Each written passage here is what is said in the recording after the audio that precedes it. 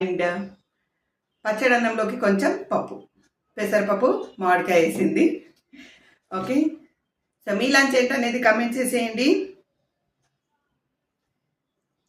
Super tasty మామిడికాయ పచ్చడి.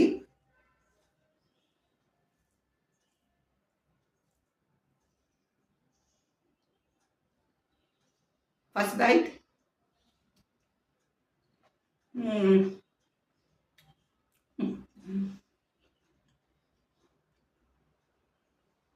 చాలా అంటే చాలా బాగుంది పచ్చడి.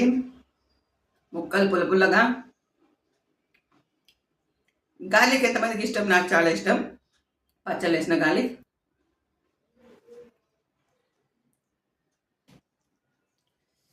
వావ్, సమ్మర్ అంటేనే పచ్చళ్ళు. చెప్పాను కదా, ముందు వీడియోలో కూడా చెప్పాను. పచ్చళ్ళు అయిపోయే వరకు పచ్చడన్నం చాలా బాగుంది.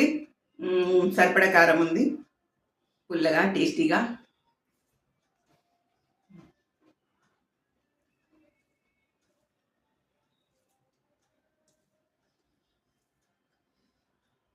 ఇది ఉంటే చాలండి. దీనికి ఇంకా వేరే వెరైటీస్ చేసుకో అవసరం లేదు.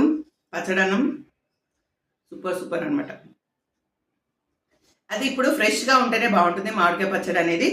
ముక్క కొంచెం క్రంచీగా ఉంటే, పీస్ ఇలాగా క్రంచీగా ఉంటే చాలా బాగుంటుంది.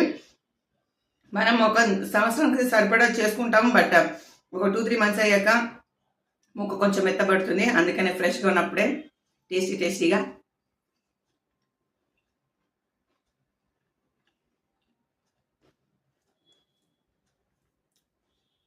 సో పచ్చడి అన్నంలోకి కొంచెం పప్పు కలుపుకుందాం.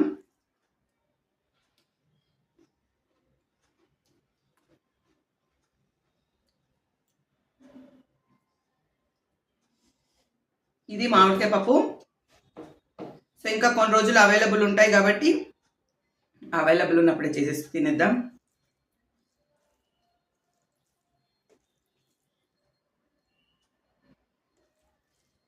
మామిడికాయ పప్పులో మామిడికాయ పెసరపప్పు వేసి నా పప్పు, దాంట్లోకి మామిడికాయ పచ్చడి.